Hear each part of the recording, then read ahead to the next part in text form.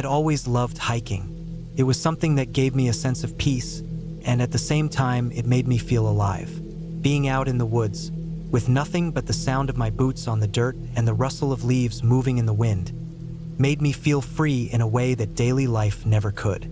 Most of my hikes were simple day trips, a few miles in and back, with plenty of sunlight to keep me comfortable. But as the years went on, I started wanting more. Longer hikes, trails that took me further from the crowds and into areas that felt untouched. That was how I ended up on the trail that almost broke me. It was late summer, and I had taken a week off work with the plan of doing a solo hike across a long backcountry trail. It wasn't the Appalachian or the Pacific Crest, nothing that massive, but it was still more than 30 miles of rugged terrain cutting through forest, hills, and stretches of rocky ridges. It was advertised as a 2 or 3 day trek for strong hikers, but I wanted to push myself and do it in just under 2 days. I had trained enough, I thought. I packed light but carried the essentials: tent, sleeping bag, food, water filter, first aid kit, headlamp, knife, bear spray, map, compass, and an extra layer of clothes. The first day started well. The trail was quiet, shaded by tall pines and oaks, and the weather was near perfect. Cool in the morning, warm in the afternoon, not too humid. I walked at a steady pace, only stopping for water and snacks. By early evening, I had covered more than half the distance. My legs were sore, but nothing out of the ordinary. I found a small clearing off the trail, set up my tent, and ate a quick meal of dried noodles before crawling into my sleeping bag. The forest was calm, with crickets filling the air. I felt proud of myself. The second day was when everything started to go wrong. I woke up early, before sunrise, to try to finish the last part of the trail while the air was still cool. My legs ached, but that was normal. I packed quickly and started moving. For the first couple of hours, it went smoothly. The trail dipped down into a valley and then climbed up again. The higher I went, the steeper the path became. By late morning, the sun was high, and I felt its heat pressing down on me. Sweat soaked through my shirt, and I was drinking more water than I expected. Still, I kept going, wanting to reach the end before dark. Around midday, I noticed my map didn't quite match the terrain anymore. The trail markings had been clear up until then, but now I reached a fork with no sign. I studied the map, tried to align it with the hills around me, and made my best guess. I chose the left path. First, it seemed right. The trail was narrow but well-worn, twisting between thick stands of trees. I walked for an hour, then 2. But the further I went, the less it looked like a maintained trail. Roots cut across the path, branches hung low, and patches of overgrowth forced me to push through. I told myself it was just a rougher section, but eventually, the trail thinned until it was barely more than a game path. My gut told me I had gone the wrong way. I turned around, but after hiking back for nearly an hour, I couldn't find the fork. I must have missed it, or maybe I had taken another turn without realizing. Everything looked the same: trees, undergrowth, rocks. No signs, no markers. That was when the panic started to creep in. I tried to stay calm and used my compass, orienting myself in the general direction of where the official trail should have been. I pushed forward, cutting through brush, climbing over logs, trying to move in a straight line. But the forest was dense and the ground uneven. My pace slowed, and every step took more energy. Hours slipped by, and the sun lowered in the sky. When I finally admitted I was lost, the fear hit me hard. I had enough food for another day, maybe 2 if I rationed carefully. Water wasn't the problem. I had a filter, and streams ran through the area. But the thought of being off-trail with no clear way back was crushing. I decided to camp again before it got dark. I found a flat spot near a stream and set up my tent. As I gathered water, I realized how silent it was. No distant voices, no sounds of other hikers, nothing but the bubbling of the stream and the occasional call of a bird. I had never felt so far from anyone before. That night, I barely slept. Every sound in the forest seemed sharper, closer. Branches snapping, something rustling through the undergrowth, owls calling. My mind kept imagining shapes in the dark, though I knew it was just animals. I lay in my sleeping bag, staring at the tent walls, feeling trapped in a thin layer of fabric with miles of wilderness pressing in on me. The next morning, I packed up and tried again. I followed the stream, thinking it might lead me toward a larger river or a road. The walking was rough, with slippery rocks and thick brush along the banks. I fell more than once, scraping my hands and knees. At one point, I slipped on moss and twisted my ankle hard enough that I had to sit down for a while, biting back pain. I worried it was sprained, but after a few minutes I could still walk on it, though every step sent a dull throb up my leg. Hours turned into a blur of pushing forward, resting, and pushing again. My clothes clung with sweat and dirt. Mosquitoes buzzed constantly, biting through the thin fabric. My food was running low, and I forced myself to eat only small portions. I felt weaker with every mile. On the third night, I set up camp on higher ground, away from the stream. I was exhausted, but I couldn't relax. My ankle hurt worse, swelling against the edge of my boot. I kept thinking about how far I might be from the trail, from help, from anyone at all. The silence was heavy, broken only by the occasional sound of something moving in the brush. Each time it happened, my stomach tightened. I gripped the knife I kept by my sleeping bag, though I knew it would do little against anything larger than a raccoon. I barely slept again, and when I did, I dreamed of wandering in circles, never finding my way out. By the fourth day, I was desperate. My food was nearly gone, my body sore, and my ankle swollen and stiff. I followed the stream until it joined with a wider one, then followed that. The forest seemed endless. At times I thought I heard something, maybe distant traffic, maybe voices, but it always turned out to be the wind or birds. Late that afternoon, I climbed up a ridge hoping for a view. When I reached the top, my heart sank. All I could see were more hills, more trees, stretching to the horizon. No signs of roads, no buildings, nothing human. I sat down on a rock, breathing hard, fighting the wave of hopelessness that tried to crush me. That night, I made the mistake of not setting up my tent. I was too tired. I just lay down under a tree with my sleeping bag. But in the dark, something came close. I woke to the sound of twigs snapping nearby, and when I sat up, I could see the outline of something large moving at the edge of the trees. My chest tightened. It moved slowly, heavy-footed, circling. I held still, heart pounding so hard I thought it might explode. After what felt like forever, the shape moved off and the sounds faded. I couldn't sleep after that. I just sat with my knife in my lap until dawn. The fifth day, I could barely walk. My ankle throbbed with every step, and I was weak from hunger. I kept drinking water, but it did little to stop the dizziness. The forest blurred around me. Sometimes I thought I saw clearings or paths, but when I reached them, they were nothing but more trees. By midday, I stumbled and fell hard on a slope, sliding into the mud at the bottom. I lay there for a long time, staring up at the sky through the branches, too tired to move. Part of me wanted to give up right there, just close my eyes and let it end. But something in me kept pushing. Maybe it was stubbornness, maybe survival instinct. I forced myself up, leaning on a stick I'd found, and limped onward. Hours later, as the light began to fade again, I heard a sound I hadn't heard in days. A distant hum, low, steady. I froze, listening. It grew louder.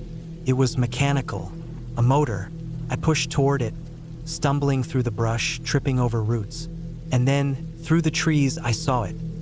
A dirt road, rough and narrow, but clearly used. At that moment, I broke down. My legs gave out, and I sat on the ground sobbing with relief. It took another hour of following the road before I saw a parked truck. No one was inside, but the sight of it gave me the strength to keep going. Eventually, I reached a small cabin, and from there, I was able to find real help. When I finally ate a full meal again and sat in a safe, solid building, the weight of what I had just gone through hit me. I had been a few days away from dying out there. A twisted ankle, lost food, bad weather. It wouldn't have taken much more to finish me. Even now, when I think about it, I can feel that crushing silence, the endless trees, the feeling of being swallowed by the wilderness. I still hike, but never alone, and never without a GPS device. because I know now how easy it is to disappear in the woods.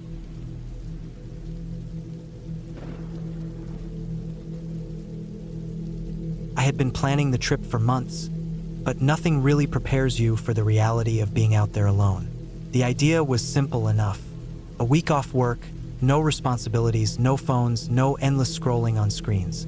Just me, my backpack, the trail, and silence. I had picked a hiking route in the mountains that I read about in an old trail guide. It wasn't a popular one, and that was part of the reason I wanted it. Less people, less noise, more chance to actually feel cut off. The morning I left, the sky was overcast but calm. The air had that cool, damp smell of earth after a night of rain. I remember adjusting the straps on my pack and double-checking everything before heading out. I had the basics: tent, sleeping bag, food for a week, water filter, first aid kit, a small stove, extra clothes, and maps. I had hiked many times before, but this was the longest I had ever planned to stay out on my own. The first few hours went smoothly. The path twisted up and through thick forest. The ground was soft with fallen needles and wet soil. The sound of my boots against it was steady, almost soothing. The smell of pine and moss followed me everywhere. I stopped a few times to drink water and look around. The trees pressed close on both sides, the kind of forest that feels endless no matter how far you walk.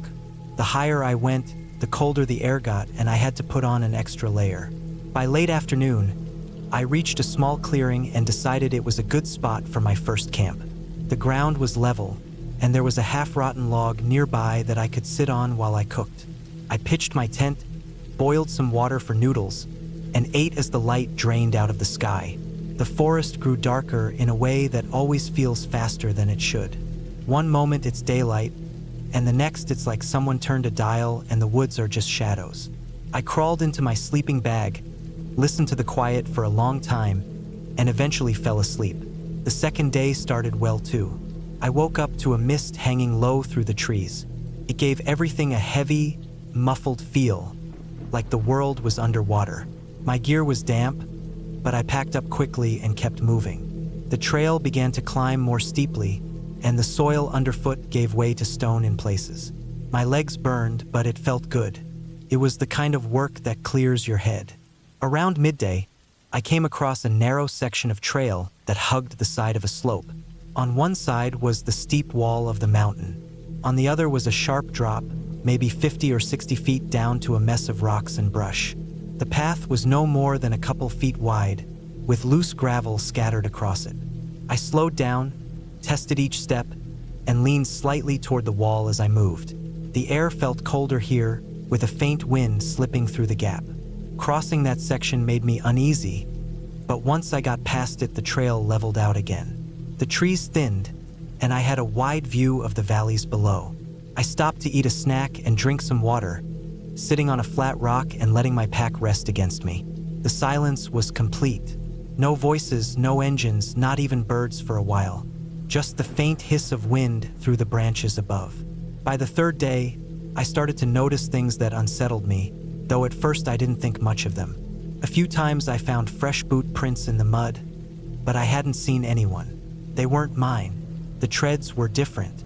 At first, I figured another hiker must be ahead of me, but the prints would appear and then vanish like they cut off into brush and didn't come back. Later, I noticed broken branches and small pieces of trash. A torn corner of an energy bar wrapper, a cigarette but pressed into the dirt. It didn't fit. This wasn't a popular trail. That night, I set up camp in a small hollow between ridges. I had just finished eating when I thought I heard something. A rustle, like weight moving through brush not far away. I froze, listening hard. It stopped. I told myself it was probably a deer. Still, the sound had been heavy, deliberate. I stayed awake longer than usual, lying in my bag and staring at the dim outline of the tent ceiling. Every creak of branches or snap of a twig made my chest tighten. Eventually, exhaustion forced me to sleep. The fourth day was harder. My legs ached constantly, and I felt tired in a way that coffee or snacks couldn't fix. The trail became rougher, forcing me to climb over fallen logs and scramble across loose rocks. Several times I had to stop and check the map, making sure I hadn't drifted onto some animal track. The forest felt denser, darker. Sunlight barely reached the ground in some places, and the air carried a faint smell of rot. By afternoon, I came across another narrow pass. This one was worse than the first. The ledge clung to the cliffside, with only a thin strip of dirt and stone for footing. Loose gravel scattered beneath each step, sliding off the edge into nothing. I pressed close to the rock wall, heart hammering, as I inched across. My backpack scraped against the stone, throwing off my balance more than once. By the time I reached solid ground again, sweat was running down my back even though the air was cold. That night, I barely slept. I kept waking to small noises. The faint crunch of something moving outside, the sound of branches brushing together when the air was still, even what I thought might be breathing once. I held still, gripping the handle of my knife inside the bag, waiting for it to stop. When morning came, I felt worse than when I had laid down. On the 5th day, I made a mistake. I lost the trail. It happened so fast I didn't realize until it was too late. The ground dipped down into a gully, and I followed what I thought was the path. It narrowed, twisted, and then simply ended in a wall of brush and stone. When I turned back, I couldn't find where I had entered. Every direction looked the same. Tangled undergrowth, uneven ground, the smell of damp earth. Panic built in my chest, but I forced myself to stop and breathe. I dug out the map, tried to match it with the land around me, but the trees blocked most landmarks. I pulled out my compass and picked a direction that should have led me back toward the main trail. For hours, I pushed through thick brush and climbed over deadfall, sweating despite the cool air. My pack felt heavier than ever. By late afternoon, I stumbled back onto the trail. Relief hit me so hard my knees nearly gave out, but it was short-lived. The section I returned to didn't look familiar. It was narrower, rougher, with signs of erosion. It might still connect with the main route, but I couldn't be sure. The sun was already dropping, so I set up camp nearby rather than risk more wandering in the dark. That night was the worst yet. I woke to the sound of something moving near the tent. The footsteps were slow, heavy, circling. I held my breath, every muscle tight, while the sound scraped against my nerves. It lasted minutes, then faded into the distance. I didn't sleep again after that. I sat upright, knife in hand, staring at the thin walls of the tent until dawn. The 6th day, I decided to push harder, to cover as much ground as I could. The trail climbed steeply, twisting upward through jagged rocks. My thighs burned, lungs straining with every step. The higher I got, the colder it became. Clouds pressed low, and a fine mist clung to everything. I slipped more than once on wet stone, catching myself with my hands. My palms tore open in a few spots, stinging with every touch. By midday, I realized I hadn't eaten properly in almost a full day. My stomach cramped, but I forced down a handful of trail mix and some jerky. It barely touched the hunger. Water tasted flat in my mouth, like it wasn't enough.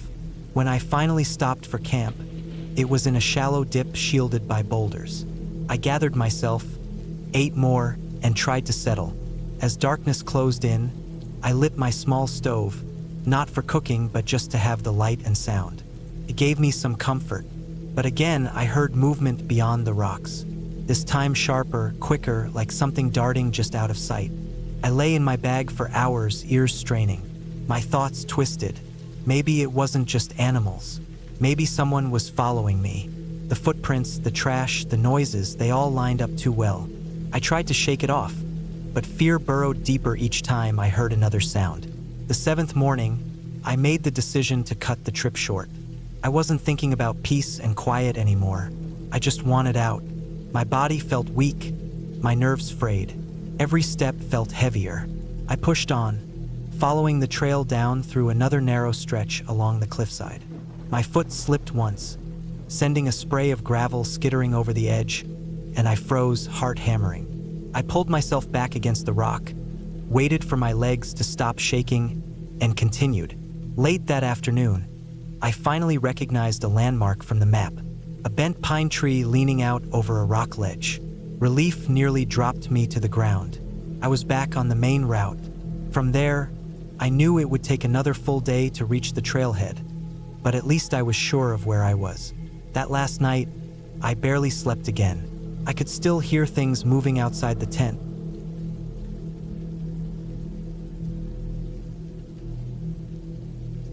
I always thought of hiking as a way to clear my head, to get away from noise, and to put my body through something that felt natural. I had done plenty of hikes before this one, some short and simple, others long and draining, but all of them gave me a sense of peace. What happened to me on this trip destroyed that feeling. It was supposed to be just another hike. It ended up being the most terrifying experience of my life. I will write it all down here exactly how it happened, every small detail, because I want to remember it clearly and because maybe someone else can learn from what I went through. It was early autumn, the kind of time when the air is cool but not freezing, and the leaves are starting to change. The forest where I planned to hike was in a hilly region a couple of hours away from where I lived. I had picked a long loop trail, about 18 miles total, that went through dense woods, crossed a few streams, and passed some old logging roads before circling back to the trailhead. I had studied the maps and checked weather reports. Everything looked fine. I packed enough food for 2 days, even though I planned to finish it in one. I carried extra water, a filter, a headlamp, extra batteries, a knife, first aid kit, and some layers of clothing. My pack wasn't too heavy, but it was full enough to make me feel secure. I started the hike early in the morning. The parking lot at the trailhead was empty except for one other truck. The air was chilly and the ground damp with dew. I locked my car and set out with the sun barely over the horizon.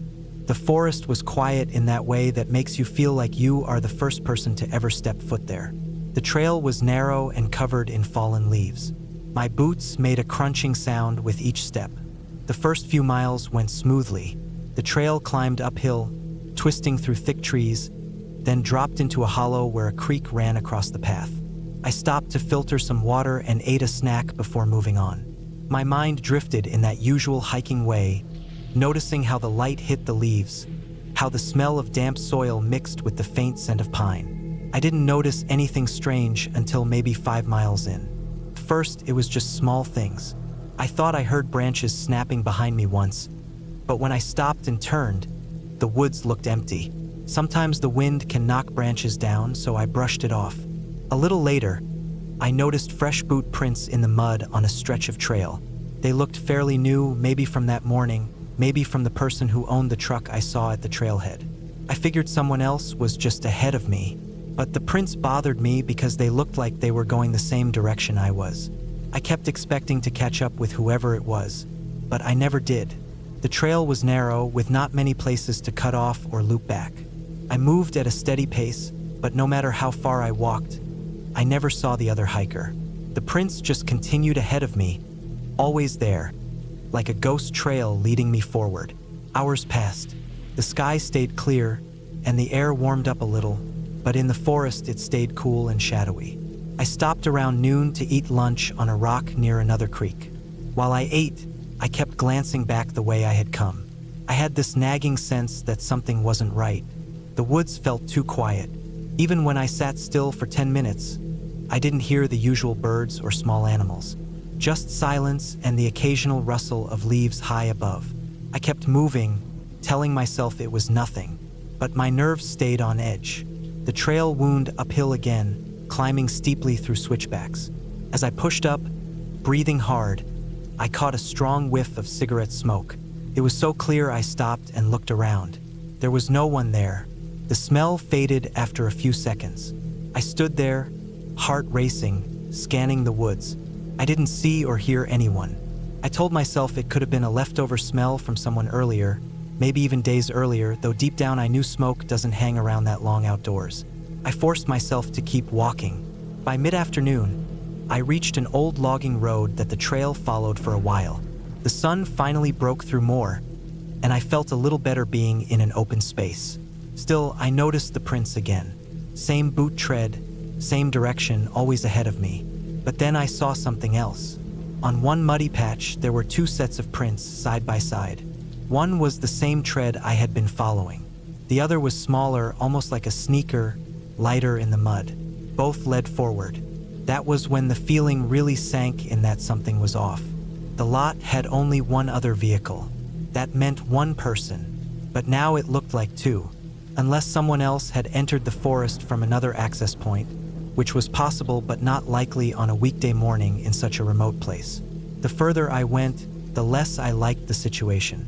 I started to notice more subtle signs that didn't sit right with me. A broken branch across the trail that looked fresh. A crushed water bottle half buried in leaves.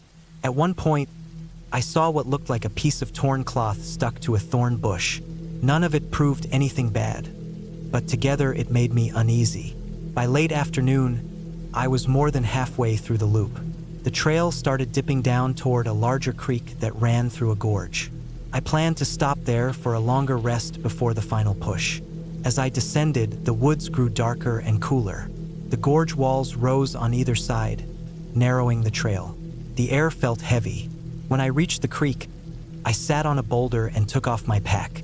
I filtered more water and splashed some on my face. I ate slowly, trying to calm down. That was when I noticed it again. Cigarette smoke, faint but unmistakable. This time, I didn't just smell it. I saw a thin trail of it drifting upward from deeper in the trees on the far side of the creek. My body froze. I stayed absolutely still, staring at the smoke until it faded. I didn't see who or what made it, but someone had to be there, and they were close. I grabbed my pack and decided not to linger. I crossed the creek quickly and pushed hard on the trail. My nerves were buzzing now. Every sound made me jump. A squirrel darting across the leaves sounded like footsteps.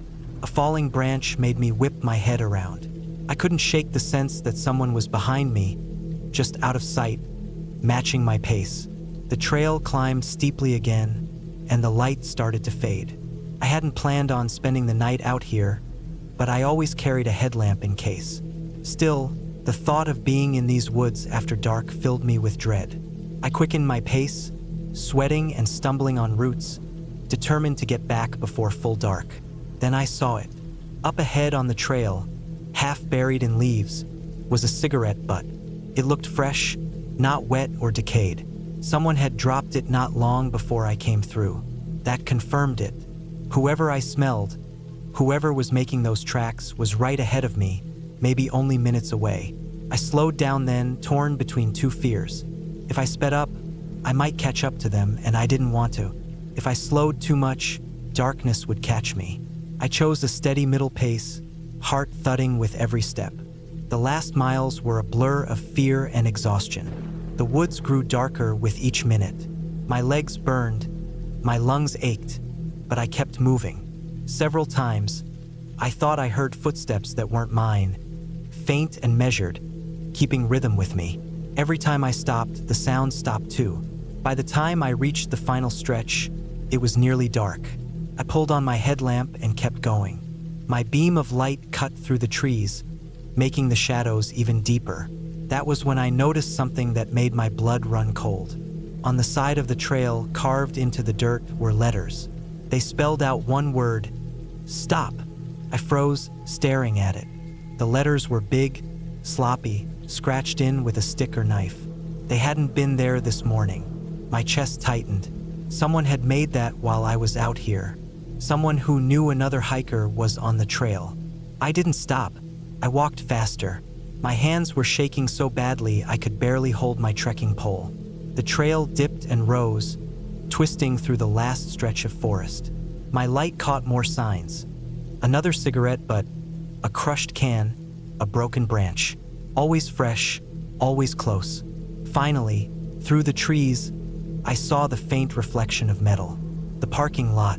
Relief almost dropped me to my knees. I hurried down the last bit, breaking into a half-run. When I stepped into the lot, my heart sank. My car was there, but the other truck was gone. The empty space where it had been felt more terrifying than if it was still there. Whoever it was, they had left before me. Maybe they were just a regular hiker who smoked and left trash. Maybe they were careless and harmless. But the carved word in the dirt, the silence, the way I never saw them though they were always just ahead, it didn't feel harmless. I unlocked my car with shaking hands, threw my pack inside, and got in. I locked the doors instantly. My eyes kept scanning the tree line as I started the engine. The forest loomed dark and still. I drove out of there faster than I should have, heart pounding until I hit the main road. The drive home felt endless. My body ached, and my nerves were fried. Even in my own house that night, I couldn't shake the feeling that I had been watched for miles, that someone had followed me the entire day.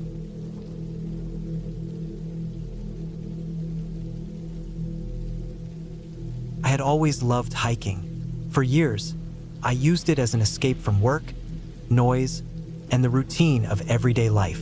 I liked to push myself too, not just with short day hikes, but with longer treks that tested my endurance and patience. That summer, I had been planning a trip into the mountains for weeks. I picked a lesser-known trail, one that branched off from a popular route but stretched deeper into the forest, climbing high into the timberline before tapering off near an alpine meadow. The appeal of the trail was the solitude. Most hikers stuck to the main route, which circled a lake and returned to the trailhead. The side trail I wanted to take was harder, steeper, and less marked.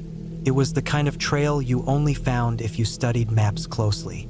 That was part of the attraction.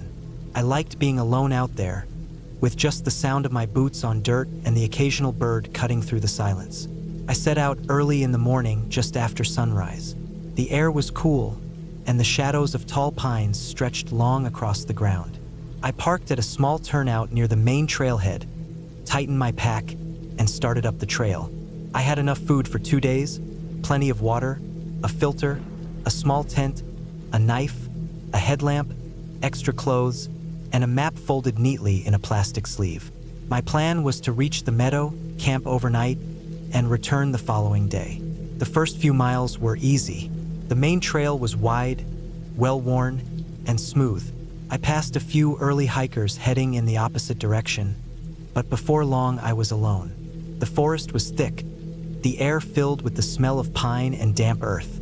A few rays of sunlight broke through the canopy, painting bright patches on the ground. Everything felt calm, steady, almost peaceful. When I reached the fork where the smaller trail split off, I felt a small rush of excitement. This was where my trip really began. The sign was half-rotted, the paint faded. The arrow pointed into a narrower path that sloped upward, disappearing into the trees. I adjusted the straps of my pack and stepped onto the lesser-known trail. The change was immediate. The path was tighter, lined with roots and loose rocks. Fallen branches forced me to step carefully. It was obvious that not many people came this way. The forest grew denser, darker. The sound of the highway, faint even before, was gone now. All I could hear was the crunch of my boots and the occasional call of a distant bird. As the hours passed, the trail grew steeper. I climbed switchbacks, the ground dusty and dry beneath my feet. Sweat ran down my back, soaking my shirt. My legs ached, but I felt good. I liked the burn in my muscles, the way the air grew thinner the higher I climbed. At one point, I stopped to drink from a stream. The water was cold, almost shockingly so, and it cleared the taste of dust from my mouth. By midday, the sun was high overhead, but the forest canopy kept me cool. I ate a quick lunch of trail mix and jerky before continuing upward. The trail twisted and narrowed further, climbing toward ridges that overlooked endless waves of trees. From time to time, the path would break open into small clearings where I could see just how high I had come. The mountains stretched in every direction, jagged and endless. I felt both small and powerful standing there, suspended between sky and forest. But the higher I climbed, the more uneasy I began to feel. It wasn't one single thing. It was the way the trees seemed closer together, the way the trail markers appeared less often. Sometimes I'd go 10, 20 minutes without seeing one, and I'd catch myself stopping to check the map. The trail was still there, but it looked less like a trail and more like a narrow strip of trampled dirt. I reminded myself that this was what I had wanted, solitude. Still, I couldn't shake the feeling that I was walking into something heavier, something less forgiving. By late afternoon, I reached the timberline. The trees began to thin out, their tops bent and twisted by years of wind. The air grew sharper, colder. My legs felt heavy, but I knew I was close to the meadow. I pushed on, each step deliberate, until finally the trees broke open and I stood at the edge of a wide alpine clearing. The meadow stretched out like a carpet of tall grass and wildflowers. Snow still clung to the higher ridges that surrounded it. A small stream wound through the center, sparkling in the fading sunlight. It was beautiful, almost unreal in its silence. I found a flat spot near the stream and set down my pack. As the sun lowered behind the peaks, I set up my tent, cooked a small meal on my portable stove, and sat watching the sky turn from orange to pink to deep purple. The silence was immense. No other hikers, no distant voices, not even the sound of traffic. Just the slow whisper of wind through the grass. That night, I lay in my tent staring at the nylon roof, listening to the faint rush of the stream outside. At first, I felt calm. The day had been long, and my body was tired, but the silence pressed on me in a way I hadn't expected. At home, even in the quiet, there were always small noises. Cars, dogs, neighbors. Out here, there was nothing. Nothing but the thought that if something went wrong, no one would hear me. I slept lightly, waking often. Every small rustle outside made me freeze. Most of the time, it was the wind or the grass shifting. Once I thought I heard something heavier, like footsteps, but when I held my breath, the sound stopped. Eventually, I drifted into an uneasy sleep. In the morning, I woke stiff and sore. The air was cold, my breath visible. I made coffee, ate a quick breakfast, and packed up camp. My plan was to head back down before noon, giving myself plenty of daylight to make it to the trailhead. As I started back, I realized how different everything looked from the opposite direction. The meadow behind me faded quickly as I re-entered the thinning forest. The path that had been clear yesterday seemed less obvious now. I followed what looked like the trail, but after 10 minutes I realized I hadn't seen a marker. I pulled out the map, tried to match the bends of the path with the lines on the paper, but the forest around me felt endless, repetitive. I retraced my steps, searching for the last marker I had seen. The problem was I couldn't find it. The ground was a mess of rocks and pine needles, and the faint trail seemed to vanish into nothing. I felt a knot of worry form in my stomach. I told myself to stay calm. I still had food, water, and the map. I wasn't lost, I just needed to reorient. But as the hours passed, I couldn't shake the feeling that I was going in circles. The same fallen log appeared again, the same cluster of rocks. I tried another direction, climbing a small ridge to get my bearings, but the forest stretched endlessly in every direction, ridges and valleys folding into each other like waves. By afternoon, panic began to creep in. My legs were tired, and every step felt heavier. I rationed my water, ate sparingly, but my throat was dry and raw. I tried to remember the advice I had read about situations like this. Don't panic, stay put, make yourself visible. But staying put felt impossible. If I stayed in one spot, how would I ever get out? I pressed on. My boots tore at my feet, the straps of my pack dug into my shoulders. At one point, I slipped on loose gravel and slammed my knee against a rock. Pain shot through my leg, but I forced myself up, limping forward. The forest around me seemed darker now, the trees taller, the air heavier. As the sun began to sink, I realized I wouldn't make it out that day. I needed to camp again. I found a flat patch of ground between two large trees and set up my tent with shaking hands. My stomach twisted with hunger, but I barely ate. I kept listening, straining for any sound beyond the wind. At one point, I thought I heard movement nearby, something deliberate, not just the shifting of grass. I froze, every muscle tense, waiting. After a long moment, it was gone. That night was worse than the first. I barely slept, my ears tuned to every sound. My knee throbbed, my throat ached with thirst, and the fear of being truly lost sank deeper into me. I tried to calm myself by going over my plan. In the morning, I'd retrace again, find the stream and follow it down. Streams always led to rivers, and rivers led to roads or towns. It was simple, logical. In the morning, I did just that. I packed up, found the stream, and began to follow it. The banks were uneven, lined with rocks and thick brush. Sometimes I had to climb over fallen trees. Other times I had to wade through shallow pools. My progress was slow, and my body felt weaker with every step. Hours passed. The sun rose high and then began to drop again. The stream twisted endlessly, sometimes vanishing underground, sometimes splitting into smaller branches that left me guessing which way to go. At one point, I lost it completely and spent nearly an hour searching before finding it again. My legs shook with exhaustion. By late afternoon, my water was almost gone. I crouched.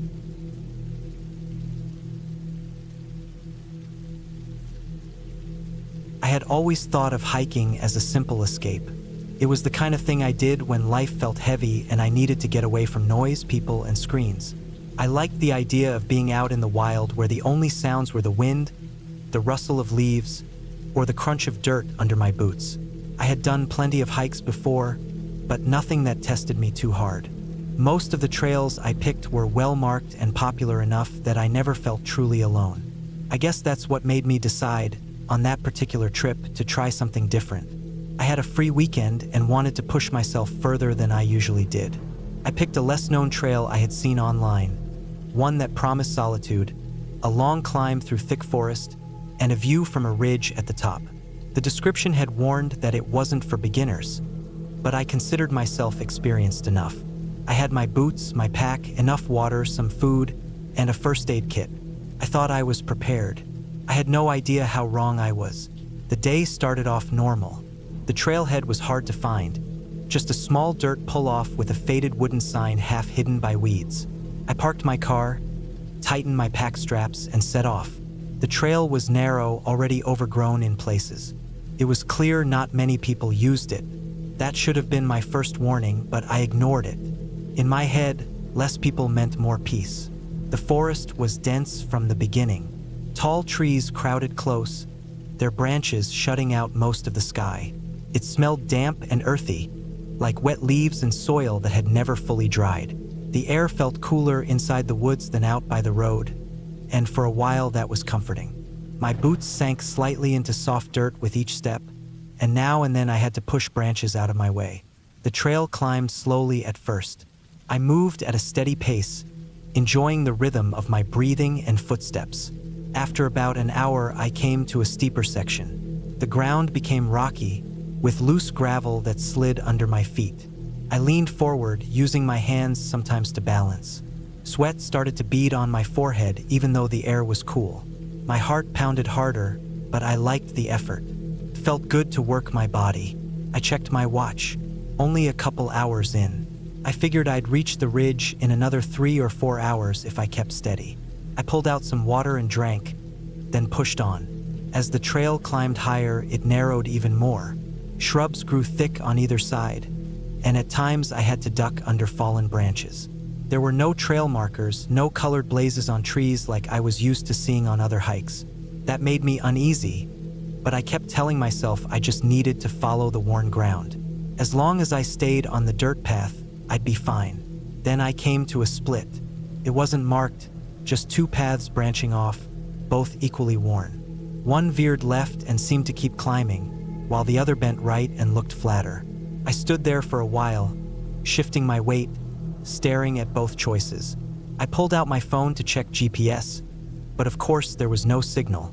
I decided the left path must be right because it kept climbing, and I assumed the ridge was higher up. I took it without thinking much more. For the next hour, I climbed steadily. The trees grew closer together, and the air felt heavier.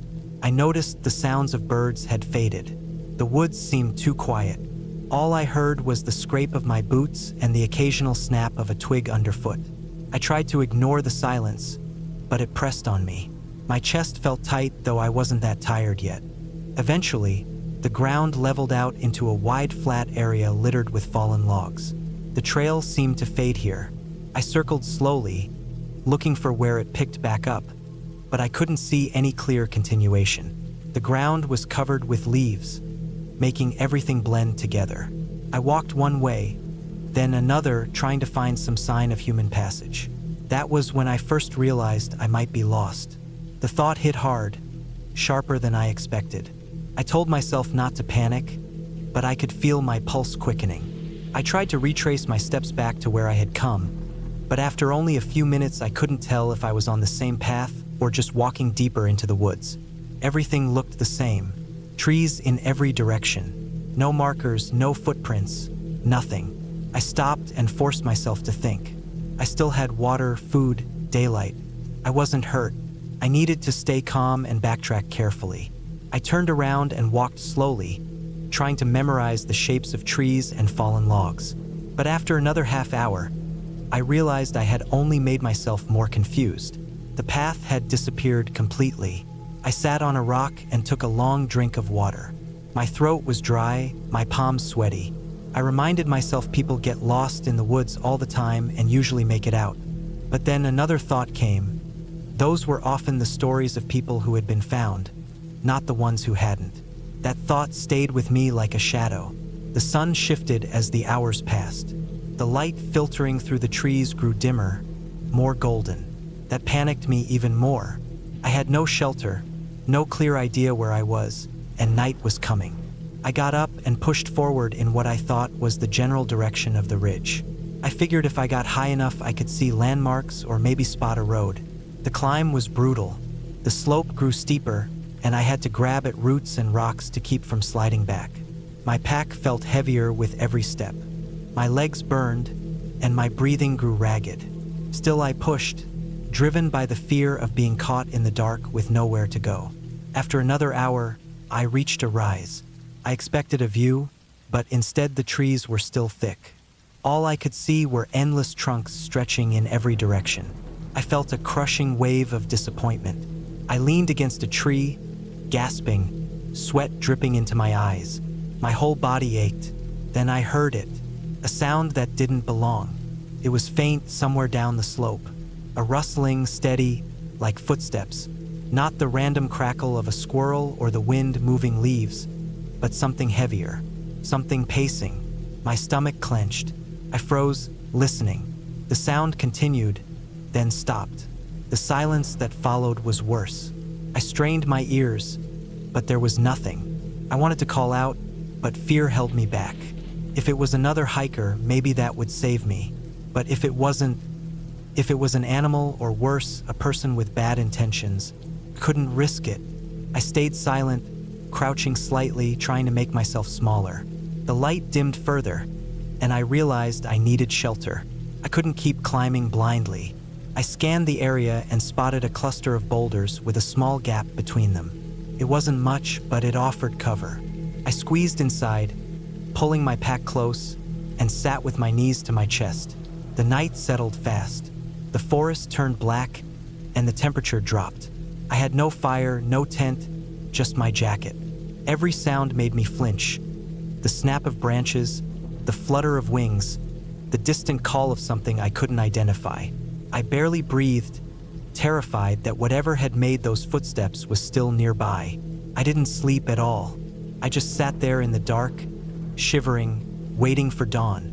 When the first light finally crept in, I felt weak and drained, but I forced myself to stand. My legs were stiff, and my back ached from sitting against the rock. I decided to keep climbing. Higher ground was my only hope. Hours passed as I struggled upward. My water ran low. My food supply shrank. My lips cracked from thirst, and my head pounded. The fear of dehydration grew heavier than the fear of being lost. I searched desperately for streams or puddles, but the ground was dry. At last, near midday, I stumbled onto a narrow ridge. For the first time in nearly 2 days, I could see out over the trees. The view stretched for miles, nothing but endless forest in every direction. No roads, no buildings, no sign of people. My heart sank. I was deep in wilderness, farther than I realized. I stood there swaying, dizzy from hunger and exhaustion. Then I noticed movement below. Not an animal, person. They were far off, barely visible through gaps in the trees, but I saw a dark figure moving steadily across the slope. Relief flooded me at first, but then dread replaced it. The figure moved strangely, pausing often, standing still for long moments before continuing. They weren't carrying gear like a hiker. They seemed to be wandering aimlessly, yet always moving closer to where I stood. I backed away from the ridge, heart hammering.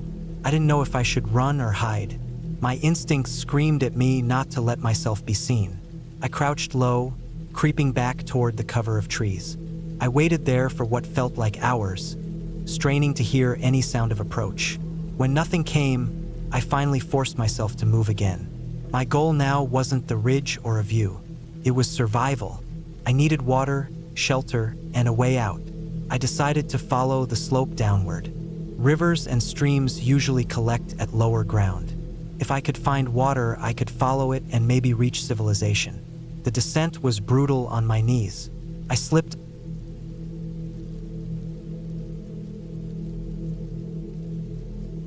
I had planned this trip for weeks. I wanted to hike alone for a few days, away from the noise of daily life, away from the stress of work, and away from people. I liked being alone in the woods because it forced me to pay attention to everything. Every sound, every small change in the air, every step I took. It all became important. This time I chose a place I had never been before.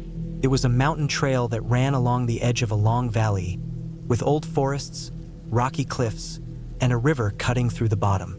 The route was known to be hard but not impossible, and it was said to have parts that were narrow and dangerous. That was what drew me to it. I wanted something that would test me. I packed carefully. My backpack held food for 4 days, water, a filter straw, a tent, a sleeping bag, a small first aid kit, and a map. I carried a knife, a headlamp, spare batteries, and a rain jacket. I knew I had to travel light but still be ready for anything. I left early in the morning and parked my car at a small lot near the start of the trail. There were only 2 other cars parked there, which made me think that I might cross paths with other hikers, but not many. That gave me some comfort.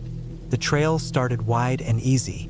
It cut through tall trees that let only streaks of light through. The ground was damp from rain the night before, and the smell of wet earth was strong. I moved slowly at first, finding my pace. My boots were still stiff from lack of use, but I knew they would soften after a few miles. As I walked deeper, the sounds of the road and human life faded away. The forest had its own constant noises, the calls of birds, the rustle of leaves, and sometimes the snap of a branch in the distance. The first hours were peaceful. I passed streams and small clearings, and I kept checking my map against the trail markers nailed to trees. After 3 hours, I reached a section where the path started to climb sharply. The slope forced me to slow down, and I began to sweat. My legs burned, but I kept moving because I wanted to reach a high ridge before evening. The ridge was supposed to have a flat spot wide enough to set up camp, with a view of the valley below. By late afternoon, I made it there. The ridge opened up, and I could see far across the land. The sun hung low, making the river shine like a long silver ribbon. I dropped my pack and set up my small tent. I boiled water for noodles and ate as the sky turned red and orange. Darkness came quickly after, and the forest changed. The day noises faded, and new ones took over. Distant owls, insects, and the constant whisper of wind through trees. I zipped myself into the tent and lay there in my sleeping bag. For a while, I felt calm. In the middle of the night, I woke up. I didn't know why at first. The forest outside was still alive with sounds. But one thing was different. There was a crunch of steps close to the tent. Not animal steps. Too slow. Too heavy. I froze, holding my breath. The steps circled once, then stopped. I waited, staring into the dark fabric above me. Minutes passed, and the sound did not return.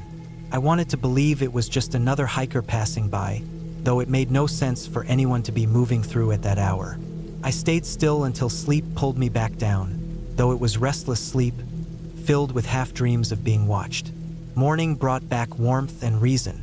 I convinced myself that it was nothing, maybe even a deer heavier than I thought in the night. I packed up and moved on. The trail on the second day grew more difficult. It narrowed, hugging the side of cliffs in some places. To my left was a sharp drop into the trees, hundreds of feet down. To my right was stone, jagged and rough. I took each step carefully, keeping my eyes on the path. The air was cooler up here, and sometimes gusts of wind made me stop and press close to the rock until it passed. Hours later, while eating a granola bar near a bend, I noticed something. In the mud on the trail were footprints. Not boot prints, at least not modern ones. They looked like worn-out shoes, thin-soled, almost flat, and there were no clear tread patterns. They were fresh. I looked behind me at the way I came and saw no one. Ahead, the trail curved out of sight. It gave me a strange feeling, but I kept going. By late afternoon, I reached another spot to camp, a small patch of dirt between thick trees. I set up quickly because clouds had gathered, and rain was starting. The night came heavy and wet. Rain tapped the fabric of my tent for hours. Again, I woke in the dark. Again, I heard steps outside. This time, slower. They moved up to the tent, stopped, then moved away. I lay still, heart racing, holding the knife I kept in my bag. I never heard anyone call out or announce themselves. Whoever it was just walked and then left. I did not sleep much after that. The next morning, I found nothing unusual outside. No prints in the mud that I could see, though the rain might have washed them away. I told myself to focus on the trail. I still had 2 days to go. On the third day, the path became harder. It narrowed further, and the ground grew uneven. The cliffs were sharper now. At one point, I slipped slightly on wet stone, and the sight of the long fall below froze me. I moved slower after that. The forest here felt denser, older.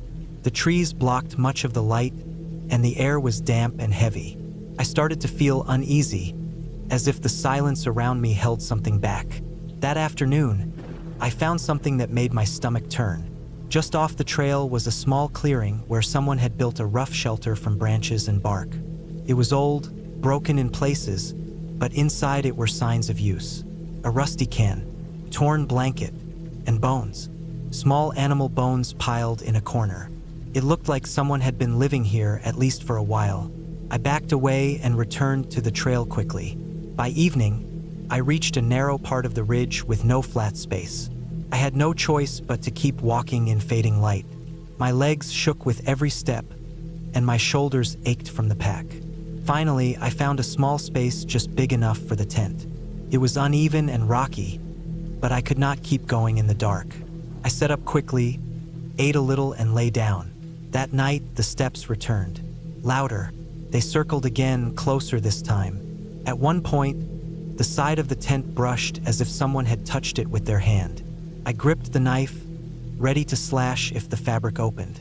I stayed awake for hours, listening to the rain and my own heartbeat.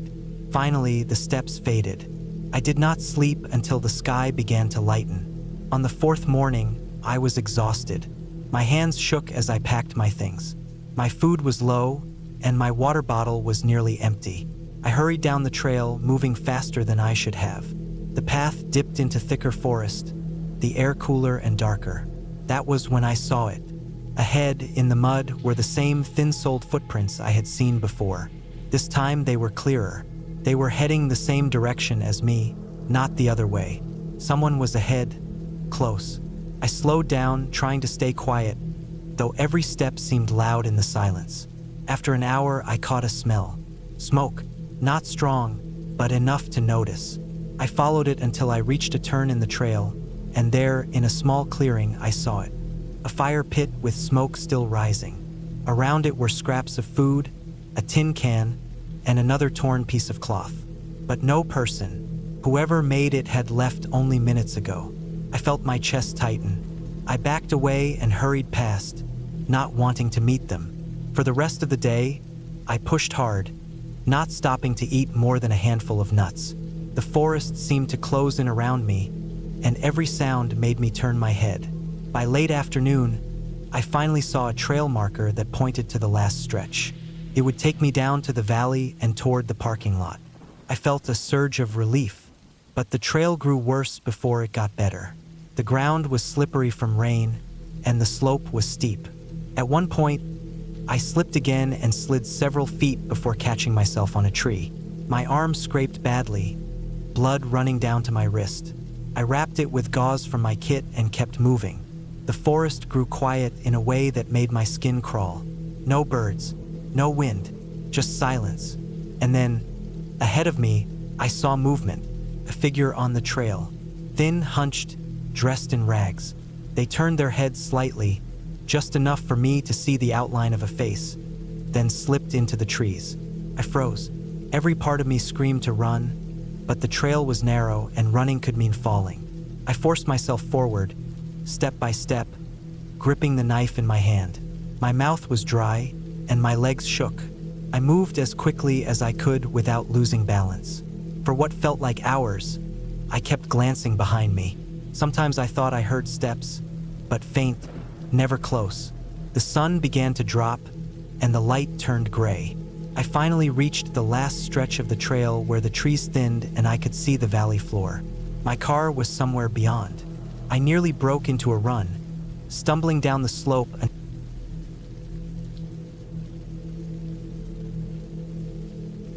I never thought one weekend trip could change the way I looked at hiking. I had been doing it for years, always on marked trails, always careful with supplies, and never really pushing myself beyond what I thought I could handle. That summer, though, I decided to take a route I had read about in an old hiking forum. It wasn't in any official guidebooks, but some people claimed it was one of the most beautiful backcountry routes they had ever done. The catch was that it wasn't maintained anymore. The park had stopped clearing it years ago after floods washed out parts of the lower section. But the old trail was still there if someone was willing to bushwhack and climb over fallen trees. I told myself I was experienced enough to try.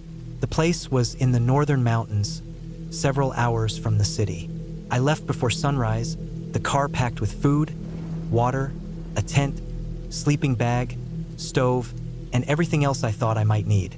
I had checked the weather the night before and it looked clear, just some mild winds and cooler temperatures at night. I felt excited when I parked at the small gravel pull-off near the trailhead.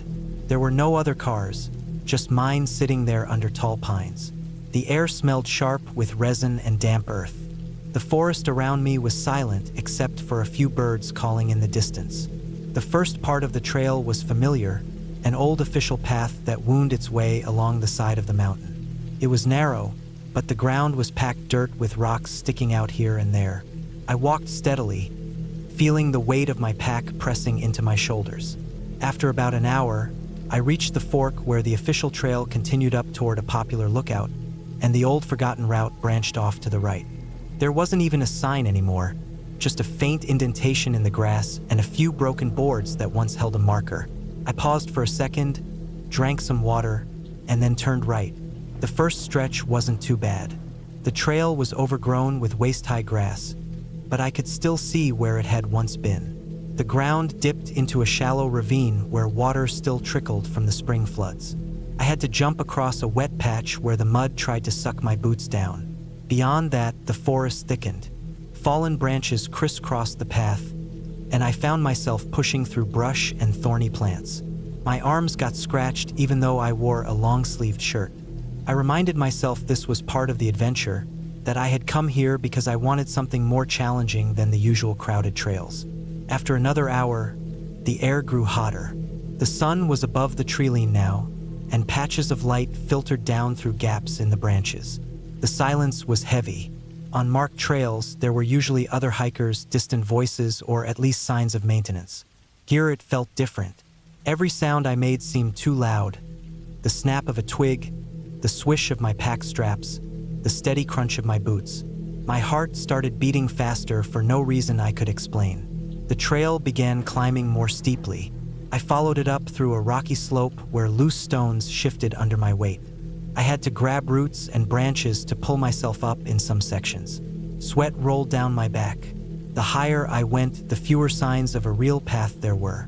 In some places, I lost the trail completely and had to circle around until I found a faint depression in the grass or a line of broken brush that hinted where others might have walked before me. By mid-afternoon, I was tired. I stopped at a clearing to eat. I sat on a fallen log, unwrapped some trail mix, and drank from my water bottle. The view stretched out across the valley. The forest looked endless, just rolling hills covered in dark green trees. It was beautiful, but also intimidating. I realized then how far I was from anyone else. If something went wrong, it would be hours, maybe days, before help arrived. I pushed that thought away, telling myself I just had to stay careful. After lunch, I pressed on. The path narrowed until it was barely wider than my boots. It hugged the side of the mountain with a sharp drop to my right. I slowed down, placing each step carefully. The dirt crumbled under me once, and a few small rocks skittered down into the trees far below. My stomach tightened. I crouched low, moved slower, and eventually the trail widened again. I exhaled hard, realizing how tense my muscles had been. The afternoon stretched into evening. Shadows grew longer across the forest. I hadn't seen a single sign of another person all day. No footprints, no trash, nothing. The silence pressed in harder. I decided I needed to set up camp before dark. I found a relatively flat area a little ways off the path, under tall fir trees. I dropped my pack, pulled out my tent, and set it up quickly. The ground was soft with needles, which made it easier to drive the stakes in. Once the tent was up, I cooked a simple dinner on my small stove, pasta with dried vegetables. The steam rose into the cooling air, carrying the smell of food. I ate quickly, packed everything away, and stored my food in a bag tied up on a branch away from camp. The forest around me was getting darker by the minute. I crawled into my tent, zipped the door shut, and lay inside listening. The forest was never fully quiet. There were faint rustles of small animals moving in the underbrush, an owl calling somewhere far away, the whisper of wind through branches. Normally those sounds were calming. That night they made me restless. Every time something snapped outside, I held my breath. I reminded myself it was just animals, probably deer or raccoons. Still, I barely slept. Morning came gray and cool. I packed quickly, eager to keep moving. My plan was to follow the trail deeper, circle around the ridge, and eventually connect with another maintained path 2 days away. It was supposed to be a loop, but as I should have realized, plans rarely go perfectly in places like this. By midday, the trail completely disappeared. One moment I was following a faint line through the brush, and the next I was standing in thick undergrowth with no clear direction. I tried circling, searching for the path again. I climbed a small rise to look around, but all I saw were endless trees and ridges. I took out my map and compass, trying to match the terrain to what I saw. It didn't make sense. Either I had drifted farther than I thought, or the map was outdated. I decided to head west, where the map showed a stream that eventually led to the main trail. It seemed straightforward, but moving without a trail was exhausting. Branches clawed at me. The ground rose and fell steeply. My pace slowed to a crawl. Sweat drenched my shirt, and every step seemed heavier than the last. Hours passed. My water supply dropped fast because of how much I was sweating. I finally heard the sound of running water and pushed through the brush until I reached a narrow stream tumbling over rocks. Relief washed over me. I knelt, refilled my bottles, and treated the water with iodine tablets. While I waited for them to work, I sat on a rock, rubbing my sore legs. That was when I noticed the quiet again. The forest around the stream was utterly still. No bird calls, no rustling, just the trickle of water. My skin prickled. I kept glancing over my shoulder, half expecting to see someone standing there, but there was nothing. I told myself I was being paranoid, but the feeling didn't fade. I followed the stream downstream, thinking it would guide me back to the main route. At first, it was manageable. I walked along the bank, hopping from rock to rock, but soon the banks steepened into cliffs. I had to climb higher and bushwhack around sections where the water dropped in small waterfalls. The sun dipped lower, shadows stretching long and thin across the ground. My legs shook with fatigue. I realized I wasn't going to reach the main trail that day. I needed to camp again. I found a small flat shelf above the stream and set up my tent. My food bag felt lighter now. I hadn't packed for delays like this. I ate sparingly, just a protein bar and some nuts, and drank more water. The night felt colder, and the unease from before returned stronger. At one point in the darkness, I thought I heard something moving outside the tent, slow, deliberate footsteps in the brush. My heart raced so hard I thought I would faint. I gripped my knife, staring at the fabric of the tent, waiting. The sound faded after a while, but I barely slept. The next morning, fog filled the valley. Everything looked blurred and strange. I packed quickly, eager to keep moving. The stream continued winding through cliffs and thick woods. I kept following it, though the terrain grew rougher. My legs ached. My boots were soaked from crossing back and forth. The forest felt endless, pressing in on every side. By midday, I admitted I was lost. The map no longer matched anything I saw. The compass only told me directions, but directions meant little without knowing where I actually was. I felt panic rising in my chest. I forced myself to sit down, breathe slowly, and think. The rule was to follow water. It always led somewhere, a bigger river or eventually civilization. I clung to that thought like a lifeline. Hours dragged by. My food dwindled to almost nothing. I rationed it carefully, but hunger gnawed at me. My legs grew weaker. At one point, I slipped on a wet rock and slammed my knee hard against the stone. Pain shot up my leg, making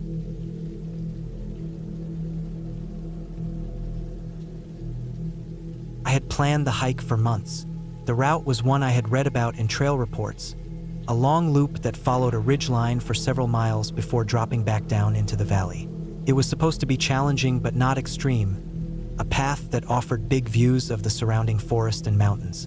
I thought it would be a good test of myself, a chance to push past my usual weekend trails and try something longer and rougher. The day I set out, the sky was pale blue with scattered thin clouds. The air had that early morning coolness that feels clean and sharp, though the forecast warned it would get hot later. I had a sturdy backpack with water, food, a map, and a basic first aid kit. I also carried a headlamp and a small knife. My boots were broken in, my socks thick, and I felt ready. I left my car parked at the small dirt lot near the trailhead just after sunrise, hoping to finish before dark. The first stretch of trail was steady climbing through dense trees. I could hear my own breath and the sound of my boots scraping gravel and dirt. The forest was still quiet, just birds starting to stir.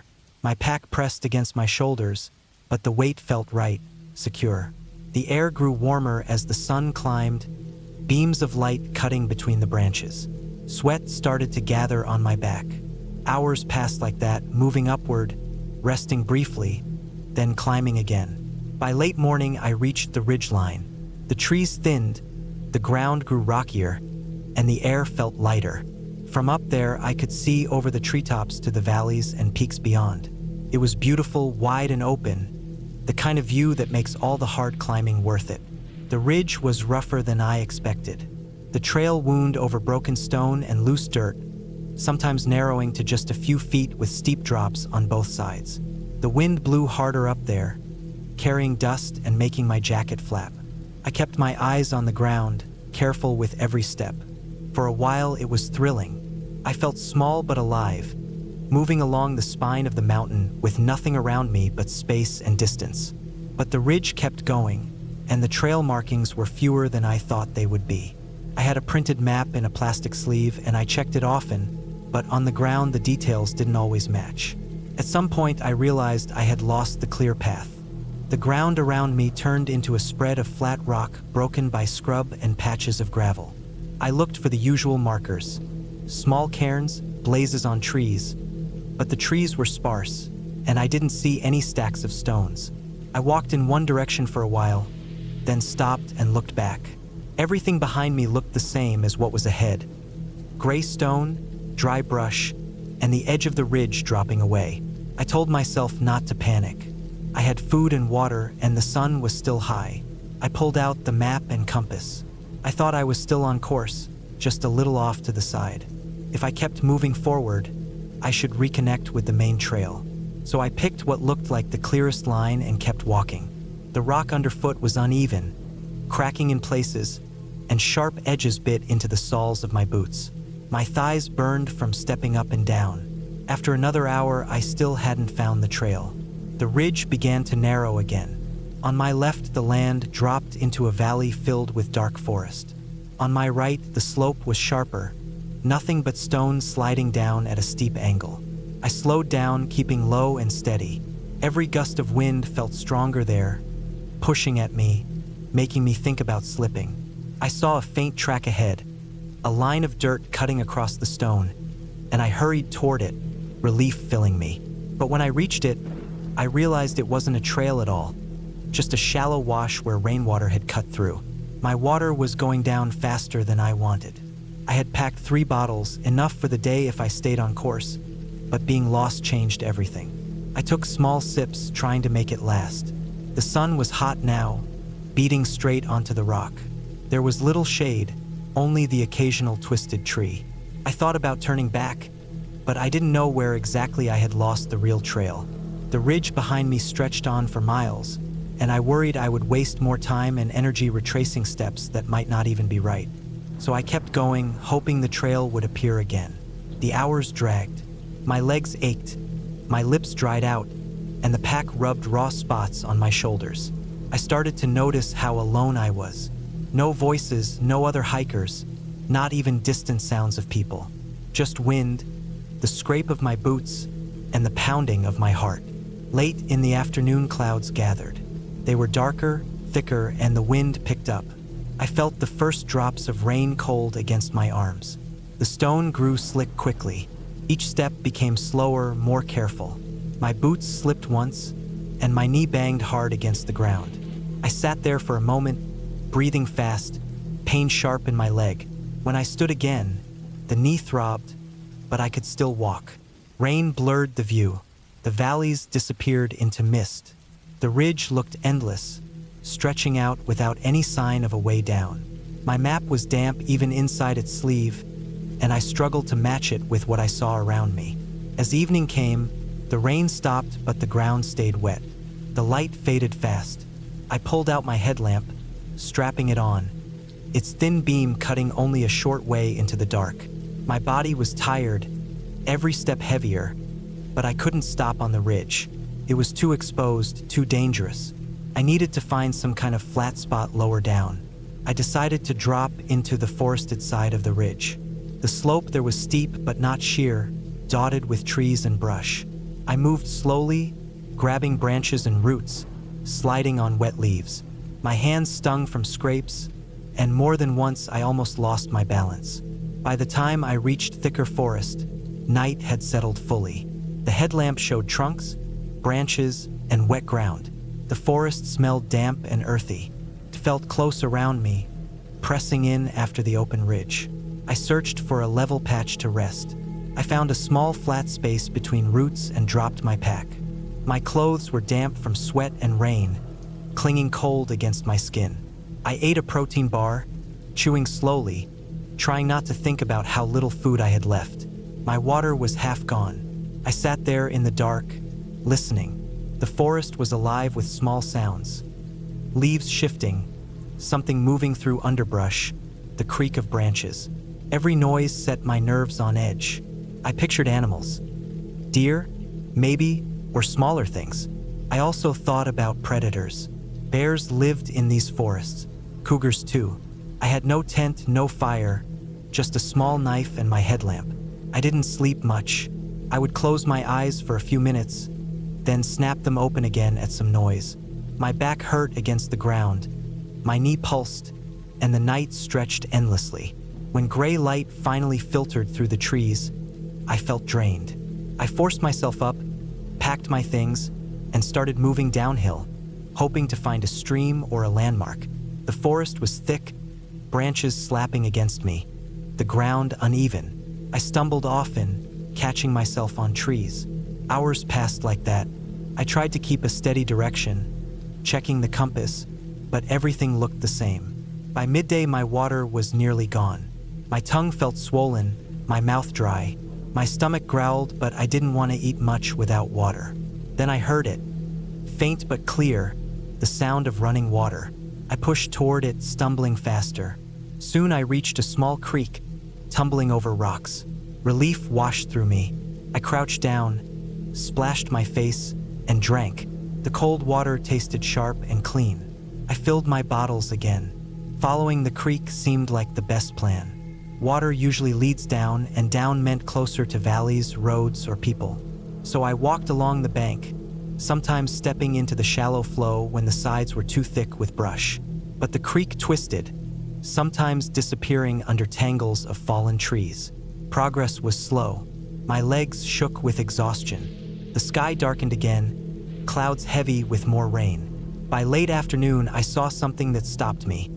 a footprint in the mud near the water's edge. It was old, partly washed out, but definitely human. My chest tightened with hope. Someone had been here. If I followed long enough, maybe I would find where they had gone. I kept moving, scanning the ground for more prints, but the rain started again, blurring everything. Soon the light was fading. I had to stop. That night was worse than the first. The forest dripped endlessly, and I shivered in my damp clothes. My stomach cramped with hunger. I thought about home, about how simple things like a dry bed and a meal could feel so far away. The next morning, I kept following the creek.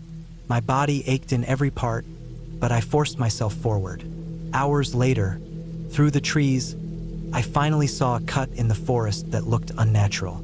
I pushed toward it and found an old logging road, overgrown but still clear enough to follow. Relief nearly dropped me to my knees. A road meant people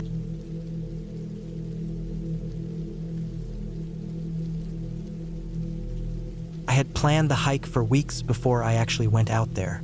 It was supposed to be one of those solo trips that test your endurance and give you that sense of being cut off from everything else for a while. I had picked a section of trail in the mountains that wasn't crowded, the type of place where you might not see another person for days if you went deep enough. I carried maps, a compass, a GPS device, enough food to last me a week, and all the gear I thought I might need. My pack was heavier than I wanted it to be, but I told myself it was better to be prepared than sorry. The first day went smoothly. The trail started at a parking lot near a small ranger station, and for the first couple of hours I passed families and small groups who were just out for day hikes. After a while, the voices faded behind me, and it was just the sound of my boots crunching dirt and the rustling of leaves in the breeze. The weather was good, warm but not too hot, with a clear blue sky. The forest stretched out in every direction, tall pines and firs standing close together, their tops swaying gently whenever a gust rolled through. Every now and then the trees opened up enough for me to catch glimpses of distant ridges, their rocky shapes dark against the horizon. I kept a steady pace, stopping every hour or so to drink water and check the map. My goal was to cover at least 12 miles before I set up camp for the night. The trail had some steep climbs, and my legs burned after a while, but I liked the feeling of pushing myself. Sweat ran down my back under the straps of my pack. I breathed in the clean mountain air, and the silence out there was different than anything you get near town. It was deep, broken only by the occasional call of a bird or the sound of a squirrel scrambling up a trunk. By late afternoon, I found a small flat spot near a creek, far enough from the water to avoid the damp, but close enough that I could refill my bottles easily. I pitched my tent, collected wood, and got a small fire going before the sun dipped too low. Dinner was simple, just noodles and jerky, but it tasted good after a long day of walking. I sat there on a rock as the firelight flickered, watching the shadows stretch across the forest floor. Darkness came fast, and when I finally crawled into my sleeping bag, the night felt huge around me, pressing in from every side. I could hear the creek gurgling softly and the occasional snap of a branch somewhere in the woods. My body was tired, but it was the good kind of tired. I drifted off thinking about how much ground I could cover the next day. The second day started just as well. I woke with the light, packed up, ate a quick breakfast, and set off again. The trail got rougher the deeper I went. There were stretches where the ground was nothing but roots and rocks, and I had to watch my step constantly to avoid twisting an ankle. The air grew cooler as I climbed higher, and clouds began to move in. By midday, the sky was gray, and I could smell the hint of rain. I adjusted my pace, pushing harder to cover ground before the weather turned. That afternoon, while following a steep section that zigzagged up a ridge, I felt the first drops hit my face.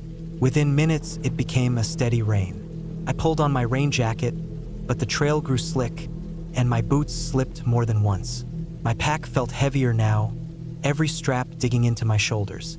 The rain tapped against the hood of my jacket and ran in cold lines down my neck. I didn't stop, though. I kept moving until I found a sheltered spot where I could take cover under a thick stand of firs. I waited there until the worst of it passed, shivering slightly as the wind cut through. When the rain finally eased, I pushed forward again, but the trail was a mess. Mud sucked at my boots, and little streams formed across the path, flowing downhill. My socks were wet inside my boots, and every step squished uncomfortably. I told myself I'd set camp early that night, dry out, and get some rest.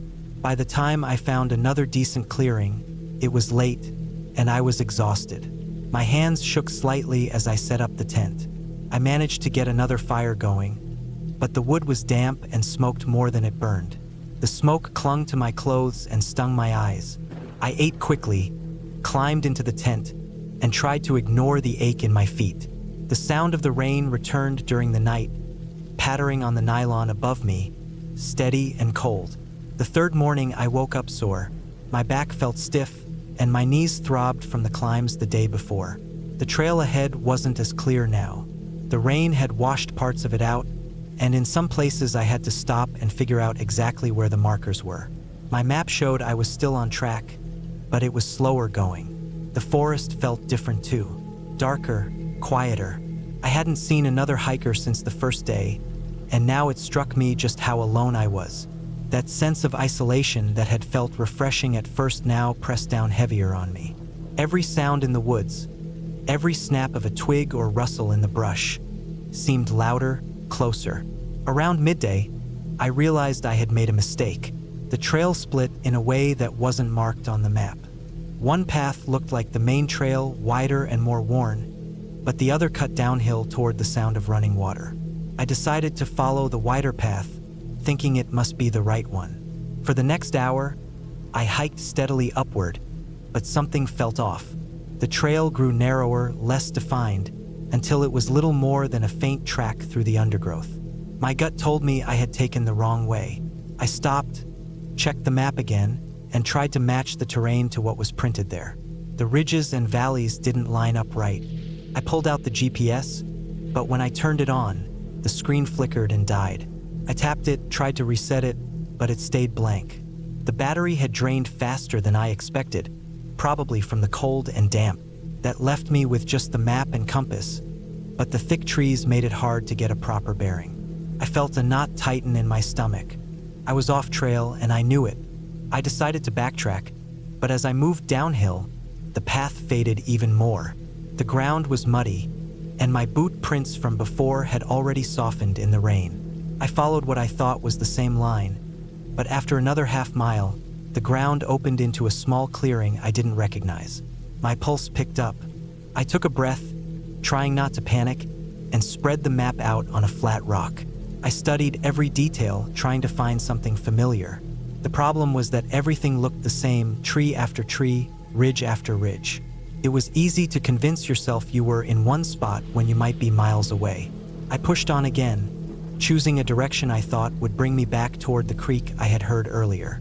Hours slipped by as I moved through dense brush, climbed over fallen logs, and slipped down slick slopes. My legs shook from the effort, and my hands were scraped raw from grabbing at branches for balance. The light began to fade, and I realized I had burned most of the day wandering in circles. I had no choice but to set camp again, even though I wasn't on the trail anymore. I found a flat spot under a group of trees and set up the tent quickly as darkness closed in. That night felt different. The woods pressed closer. I lay in my sleeping bag, listening to the forest noises outside, my heart thudding at every sound. Branches snapped somewhere in the distance. An owl called out. At one point I thought I heard movement just outside the tent, soft footsteps in the leaves. But when I sat up and listened, there was only silence. I barely slept, my mind running through all the possibilities of what might happen if I couldn't find my way back.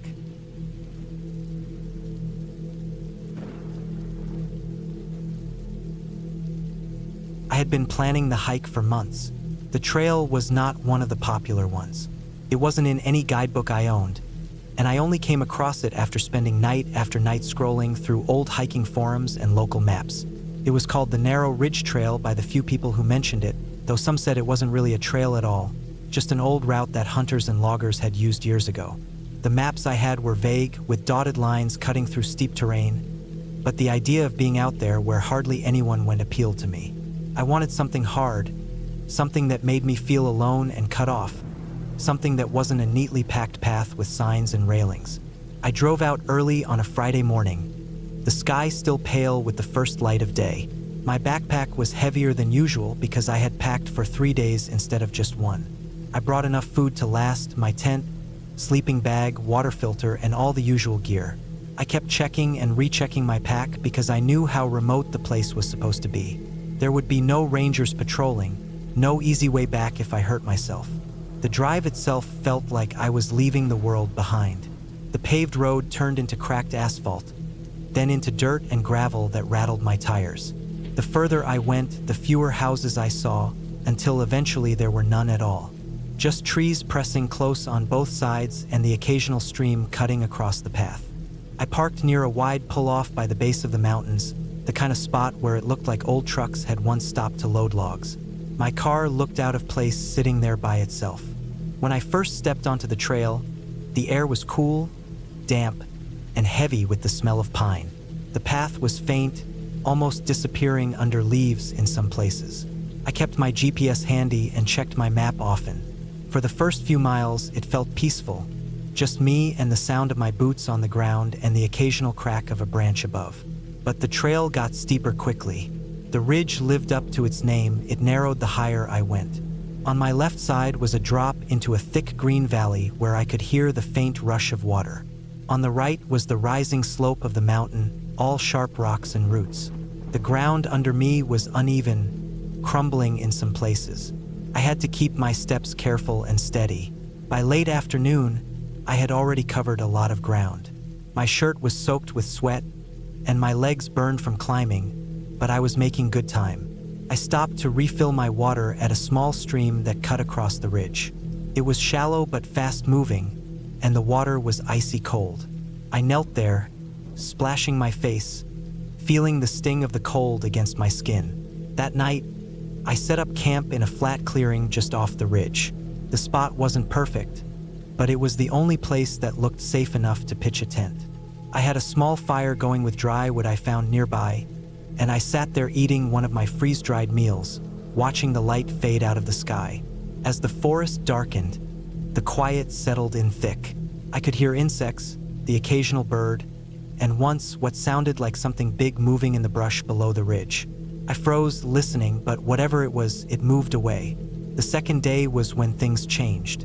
I started early, before the sun had fully risen. The trail grew thinner, rockier, harder to follow. At one point, I had to edge sideways along a section of rock where the ground had crumbled away. The drop on my left was a straight shot down what looked like hundreds of feet. My chest tightened as I edged across, one hand pressed against the rock wall. When I made it to the other side, I had to stop for a moment to steady myself, my heart racing. The ridge stretched on ahead, twisting and climbing. The higher I went, the wind picked up. It wasn't strong, but enough to remind me how exposed I was up there. The trees thinned out too, giving me long views of the valleys below. It should have felt freeing, but it just made me realize how far from everything I was. It was around midday when I noticed the first sign of trouble. The trail split, not clearly, not with any sign, but in a way that made me stop and look hard. One faint path seemed to angle up toward the mountain, while another followed the ridge straight. I checked my GPS, but the signal was weak. The line on my map looked like it kept to the ridge, so I followed that. The path became harder and harder to trace. Sometimes I had to guess where it went, stepping through patches of brush and loose rock. At one point, I realized I hadn't seen any kind of trail marker or footprint in hours. The unease started then, a low buzz at the back of my mind. I was still moving forward, but I couldn't shake the thought that maybe I had gone the wrong way. By late afternoon, the sky started to shift. Clouds were rolling in from the west, thick and gray. The air cooled fast, and the wind pushed harder at my back. I knew I needed to find a place to camp before dark, but the ridge gave me nothing. Just narrow ground, drops on both sides, and jagged rocks. I kept pushing forward, hoping for a wider section. That was when I slipped. The ground under me gave way, just a patch of loose dirt and gravel, but enough to send my foot sliding. I dropped to my knees, my hands digging into the dirt, my pack pulling me sideways toward the drop. For a second, I felt the weight of my body shift toward the valley below, my stomach flipping. I clawed at the ground, my fingers tearing into roots until I stopped sliding. My chest heaved, my arms shaking, but I hadn't gone over. I sat there for a long time trying to steady myself. When I finally stood, I realized how dangerous the ridge really was. There was no room for mistakes up there. One wrong step and it would all be over. By the time I found a small flat spot big enough for my tent, the sky was dark with storm clouds. I set up quickly, the wind tugging at the fabric. I cooked in a hurry and ate while the first drops of rain started to fall. That night, the storm hit hard. The rain pounded the tent, and the wind howled through the ridge. Every few minutes, a gust would hit so hard I thought the tent poles would snap. Water pooled under the floor, soaking through in spots. I lay there in the dark, listening to the storm, every sound sharper because I was alone. Somewhere in the night, I heard a crack, a heavy tree or branch snapping down in the valley below. The sound echoed up the ridge, deep and final. By morning, the storm had passed, but everything was soaked. The trail ahead was slick, mud mixed with loose rock. My boots sank in with every step. I moved slowly, testing the ground before I trusted it. That third day was the worst. The ridge grew narrower, the drops sharper. In places, the path was no wider than my boots. The wind hadn't died down, and every step felt like I was balancing on the edge of something that wanted to throw me off. My legs ached, my shoulders screamed from the weight of my pack, and my throat was dry even though I drank whenever I could. Then I came to a section where the trail was gone, completely gone. The ridge broke apart, leaving a gap where a rock slide had taken it out. Ahead, maybe 15 feet away, the trail picked up again. Between me and it was nothing but open air and jagged rocks far below. My stomach dropped as I looked at it. There was no way across. Not with my pack, not safely. I stood there, staring at it, the wind pushing against me. I thought about trying to climb down and around, but the rock face was sheer. I thought about trying to jump, but the distance was too far. My only choice was to turn back. That was when the real fear hit me. Not the quick jolt of almost slipping, not the nervous unease of being lost, but the heavy, suffocating fear of knowing I was trapped. I had spent hours pushing forward, and now I had to go back through everything I had crossed. The slick mud, the crumbling edges, the storm-soaked ground. I turned around, my stomach tight, and started back. Every step felt harder than the first time. My legs shook, my arms ached from gripping the rocks, and the ridge felt even narrower now. I kept seeing the image of myself slipping, sliding, tumbling into the valley. My mind played it over and over, each time with more detail. By late afternoon, I was exhausted. I found a small hollow just below the ridge where a few trees had grown, and I set up camp there. It wasn't flat, but it was safer than the exposed ridge. That night, I couldn't sleep. I lay there listening to the forest, every sound twisting in my head. The crack of branches, the rush of wind, the distant call of some animal. It all sounded too close, too sharp. The next morning, I forced myself to keep moving. I knew I had to get off the ridge, back to where the trail was clearer. But the rain from the storm had left everything unstable. At one point, I stepped onto a section of dirt that just gave way. My leg went out from under me, and I slammed hard onto my side. My pack dragged me toward the edge, and I dug my boots in, my heart pounding. I managed to stop, but when I stood, pain shot through my ankle. It wasn't broken, but it was bad enough that every step after that was torture. I had to move slower, testing each step, my weight shifting wrong. The ridge felt endless. Hours later, I finally reached the section where the path split. I recognized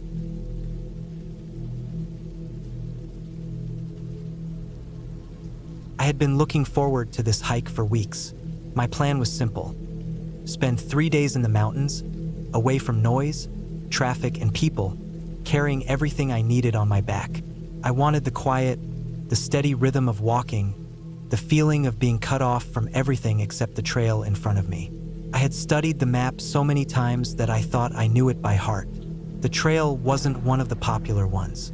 It was old, marked but rarely used, winding deep into the forest before looping back toward a dirt road where I planned to get picked up. That was exactly why I chose it. I didn't want company. The morning I started was bright and calm. The sun filtered through the tall trees, and the air smelled like wet soil and pine.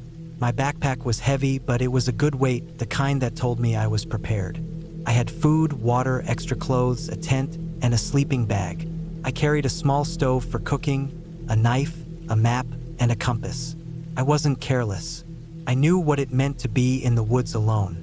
The trail started clear and well-marked, the dirt packed down by years of footsteps. Birds moved in the branches above, and every now and then a squirrel darted across the path. I walked at a steady pace, keeping my eyes on the ground, adjusting my pack when the straps dug into my shoulders. Hours passed quietly. I stopped for water, ate a snack, and kept going. By afternoon, the trail grew narrower. Grass crept across the dirt, and fallen branches forced me to step around them. I knew this was part of it. The farther you went, the less traveled it became. I liked that. It meant I was really alone. That first night, I set up my tent in a small clearing just off the trail. I boiled water, made a simple meal, and sat with my back against a tree while I ate. The sky faded into a deep blue, then into black. The forest at night was loud in a different way. Crickets, frogs, the occasional crack of something moving in the brush. It was all background noise, the kind that reminded me how far I was from anyone else. I slept well, tired from the long walk. The second day was harder. The trail climbed higher, twisting along the side of a ridge. Loose rocks slid under my boots, and I had to keep steadying myself against trees. The air grew cooler as I gained elevation. My legs burned with every step. By midday, clouds rolled in, covering the sun. The forest grew dim, the light fading even though it was still early. I stopped to eat, sitting on a fallen log, but I didn't rest long. I wanted to reach a stream marked on the map before nightfall so I could refill my bottles. Hours passed. The trail markers grew harder to find. Some were faded paint on rocks. Some were carved into trees years ago and now half covered by moss. I slowed down, scanning the area more carefully each time I reached a split in the path. The forest felt thicker, the trees pressing in closer. I started to realize I hadn't seen footprints or fresh signs of anyone else in a long time. When the sun dipped low, I reached the stream. The sound of running water was a relief. I crouched by the edge, filtered enough for my bottles, and splashed some on my face. My reflection rippled in the water, pale and tired. I felt good, though, but good. I set up camp a little ways from the stream, cooked again, and stretched out in my tent. That night, I woke up. I didn't know why at first. The forest was silent, almost too silent. No insects, no frogs, just stillness. I lay on my back, staring up at the fabric of the tent. Then I heard it, a sound faint but sharp like a stick snapping under weight. It wasn't close, but it wasn't far either. My heart sped up. I told myself it was an animal, maybe a deer moving through. I stayed still, listening. The silence stretched out, broken again by another snap.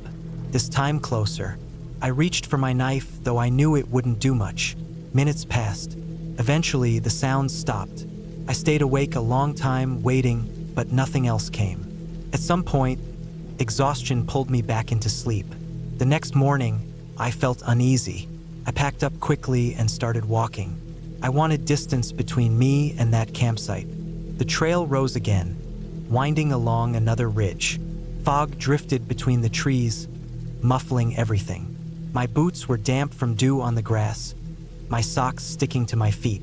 I kept going, but the markers grew less frequent. Sometimes I'd walk 10 minutes or more without seeing one, and I'd wonder if I was still on the right track. The map didn't help much in the fog. The lines seemed simple at home, but out here every ridge and bend looked the same. By afternoon, I realized I had made a mistake. I came to a fork where two narrow trails split off. One went downhill toward thicker forest, the other climbed upward into more fog. Neither had a marker I could see. I studied the map, tracing the lines with my finger, but nothing matched what I was looking at. I picked the uphill path, thinking it would keep me closer to the ridgeline I was supposed to follow. I walked for hours, but the trail only grew worse. Brush scratched my legs, branches hung low across the path. At times I had to push my way through, the trail more suggestion than anything clear. When I finally stopped, I felt a chill run through me. The trail was gone. I turned in a slow circle, looking for signs, but there was nothing, just trees and fog and silence. I told myself not to panic. I still had water, food, and daylight left. I pulled out the compass, tried to orient myself to the map, but everything blurred together. I picked a direction and started walking, telling myself it had to connect back eventually. The forest seemed endless. Every direction looked the same. My footsteps sounded too loud on the damp ground. After an hour, I hadn't found the trail again. My stomach knotted tighter with every step. I kept thinking about the sound the night before, the snapping branches in the dark. When the sun started to drop, I knew I had to stop. My legs shook from exhaustion, and the fog was thickening again. I set up the tent in the least slanted spot I could find. I forced myself to eat, though I had no appetite. Lying in the tent, I listened to the forest again. This time, the silence pressed even harder. My own breathing sounded like it filled the air. I clutched the knife close, every muscle tense. At some point, I must have drifted off. A noise pulled me awake. Not snapping branches this time. Something softer, like footsteps on wet leaves. Slow, deliberate, moving around the tent. My mouth went dry. I held still, hardly breathing. The sound circled, paused, then circled again. My heart slammed in my chest so hard it hurt. I couldn't see anything through the tent fabric, just vague shadows moving when the fog shifted. I stayed frozen until the sounds faded, until silence returned. When daylight finally came, I unzipped the tent with shaking hands. The ground outside was damp, littered with leaves, but I saw impressions in the dirt. Not paw prints, not hooves, footprints, bare human footprints, pressed into the mud, circling my tent. I stood there, numb, staring at them. My throat tightened. I was miles from anyone off the trail, deep in the forest. There shouldn't have been anyone out here. I packed fast. I didn't even eat. I stuffed everything into the backpack, slung it on my shoulders, and started walking. I didn't pick a direction so much as I just moved, wanting to get away from that spot. My legs trembled with every step, but I didn't stop. Hours blurred together. The fog burned off eventually, replaced by hard sunlight. My mouth was dry, and I kept sipping water, but it wasn't enough. My body felt weak. I kept looking over my shoulder, half expecting to see someone following, but the forest stayed empty. Late in the afternoon, I heard something that froze me. A whistle, high-pitched, then low, drifting through the trees. My stomach dropped. It wasn't a bird, not in that rhythm. It was human, deliberate. The sound echoed faintly, like it was carried on the wind. I didn't move for a long time, just stood with my chest heaving. Then I forced my legs forward again. Every crack of a twig made me flinch.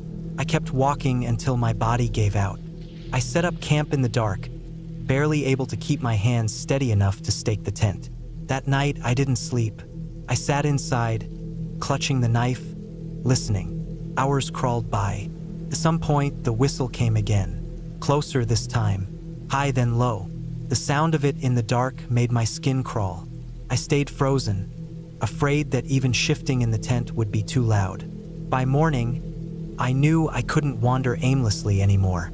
I had to pick a direction and commit to it. I studied the compass again, trying to guess where the nearest road might be. I chose east, hoping it would lead me back toward civilization. The day dragged on in endless repetition, step after step, through brush and over rocks. My water was running low. My food was nearly gone.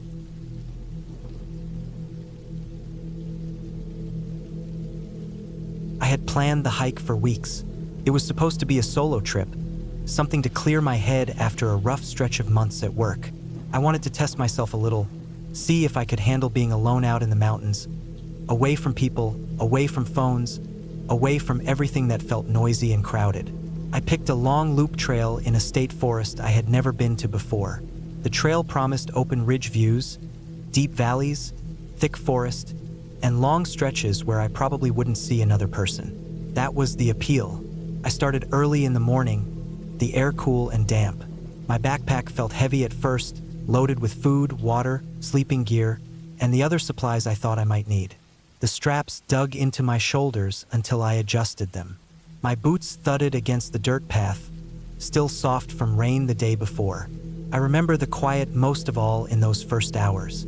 It was broken only by birds calling from somewhere deep in the trees, or the sudden crack of a branch snapping under my own feet. The first miles were easy. The trail wound steadily upward, switchback after switchback through hardwood forest. I felt strong. Sweat ran down my back, but I kept a steady pace. I drank from my water bottle at each short break, then pushed on. The plan was to cover a good distance the first day and camp near the ridge. That way the second day would be mostly ridge walking before I looped back down to where I parked. As I climbed higher, the woods grew quieter. The trees thinned, and I began to see boulders jutting up through the soil, patches of moss covering them like green blankets. The ground was uneven, slick in places where water trickled down from higher slopes. I had to watch every step, planting my boots firmly before shifting my weight. Once or twice I slipped, my trekking pole saving me from a fall. I laughed it off then, but the little slips left a warning in the back of my head. By midday I reached the ridge. The trees opened to a wide view of valleys stretching out in every direction. The sky was pale blue with thin clouds dragging across it. A steady wind pushed against me, cool and dry. I set my pack down and ate a snack, just sitting there, breathing hard but happy. That feeling of standing above everything, miles of forest rolling below, always made me feel small but free. I thought it was exactly what I needed. I stayed too long at that spot, enjoying the view. When I finally got moving again, I realized the trail on the ridge wasn't marked as clearly as the lower sections had been. Blazes on the trees were faded. In some places, fallen branches covered the ground, making the path hard to see. I had a map and compass, and I checked them more often than usual, but I felt confident I was still on track. The trail ran roughly east along the ridge, and that was where I kept heading. The afternoon wore on. My legs grew tired from the constant ups and downs along the ridge. Each rise brought another stretch of uneven rock, another scramble. My boots scuffed, my thighs burned, my breathing came harder. The sun began to drop behind me. The light turned gold, spilling long shadows across the trees. I started thinking about where to camp for the night. The map showed a small clearing near a spring not far ahead, and I pushed toward it, eager to set down the pack. But when I reached the spot where the spring was supposed to be, I found nothing but thick brush. The ground was soggy, with no sign of a clear flow of water. There was no flat spot for a tent either, just tangled roots and sloping ground. I cursed under my breath, checked the map again, and realized maybe I had misread it. The symbols were small, and maybe the spring wasn't exactly where I thought it was. I kept walking, but now the light was fading fast. The ridge dropped sharply on both sides, leaving only narrow ground to walk. My heart picked up, not just from the climb, but from a sense that I was running out of time. I had never liked setting up camp in the dark. That was how mistakes happened. Still, I kept moving. The wind was colder now, biting against my sweat-soaked shirt. Finally, I found a spot, a small patch of mostly flat ground between some trees. It wasn't perfect, but it would do. I dropped my pack, pulled out the tent, and set it up as quickly as I could. My fingers shook from the chill, fumbling with the poles and stakes. By the time the tent was up, the last light was gone. I boiled some water for food, ate quickly, and crawled into my sleeping bag. The forest was alive with sound. Crickets, the distant hoot of an owl, the rustle of wind through branches. I tried to let it calm me, but every snap of a twig made me lift my head. I told myself it was just animals, deer or raccoons moving through the brush. Still, I kept my bear spray close at hand just in case. Sleep came slowly, broken by fits of waking, my ears straining in the darkness. When morning came, I felt stiff and groggy. My back ached from the uneven ground. The air was colder than I expected, and the sky was heavy with gray clouds. I ate a quick breakfast, packed up, and set out again. My plan was simple: keep following the ridge east, then cut south to rejoin the loop. But almost right away, I noticed the trail seemed less clear. The blazes were faint or missing altogether. Sometimes I followed what looked like a path, only to realize it was just an animal track. I checked the map again and again, using the compass to keep myself steady, but unease settled in my stomach. It was one thing to hike a trail. It was another to try to guess where it went. Hours passed. The ridge twisted and dropped, forcing me to climb down steep sections, then back up. My water was running low. My legs shook with each step. I tried to tell myself I was still fine, that I would find the loop trail again soon, but deep down I knew I was drifting off course. The forest around me felt thicker, darker. The ground grew rougher. Then the rain started. It wasn't a downpour at first, just a steady mist that soaked into my clothes. The rocks turned slick. Mud clung to my boots. I slipped more often, each time catching myself at the last second. My heart raced every time I nearly went down, because I knew how easy it would be to twist an ankle out here, alone, far from anyone. By late afternoon, I admitted to myself that I was lost. The map no longer seemed to match what I was seeing. Every ridge looked like the last, every hollow felt the same. The compass told me where north was, but without knowing exactly where I had gone wrong, it didn't matter much. My stomach tightened. I forced myself to stop, to breathe, to think. Panicking would only burn energy I couldn't spare. I decided to head downhill. Ridge walking was too hard, and water always flowed down. If I found a stream, maybe I could follow it to something familiar, or at least refill my bottles. So I started descending, slow and careful, using trees to steady myself. My knees screamed with each step down. The descent went on forever. The forest swallowed me. Thick undergrowth scraped against my arms. Hidden holes threatened to twist my ankles. Once, I grabbed a tree to steady myself and felt bark crumble in my hand, sending me sliding a few feet before I stopped myself. My breathing was ragged, my shirt plastered with sweat despite the chill. At last I found water. A narrow stream trickled down the slope, its sound faint but steady. Relief surged through me. I dropped to my knees, refilled my bottles, and drank deeply. The cold water revived me for a moment, but then the reality set back in. I still didn't know where I was. Following the stream downhill seemed the only choice, so that was what I did. The light dimmed again as evening came.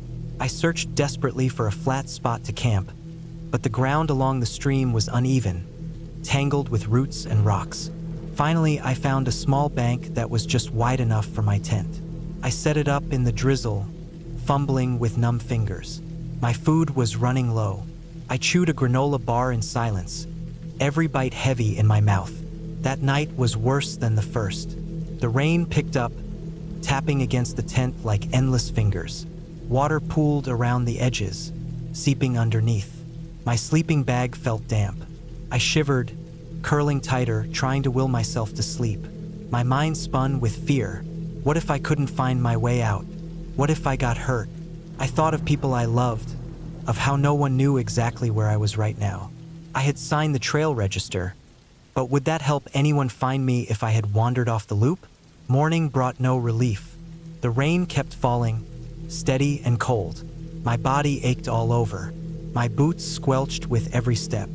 I forced myself to pack up, to keep moving. The stream grew wider as I followed it, the banks steep in places, forcing me to climb awkwardly around. Each move drained me more. At one point, as I scrambled over a slick boulder, my foot slipped. My knee slammed hard against the rock, sending pain shooting up my leg. I lay there for a moment, gasping, teeth clenched. Slowly, I tested it. It hurt to put weight on, but it wasn't broken. Still, every step after that was agony. My pace slowed to a crawl. By midday, my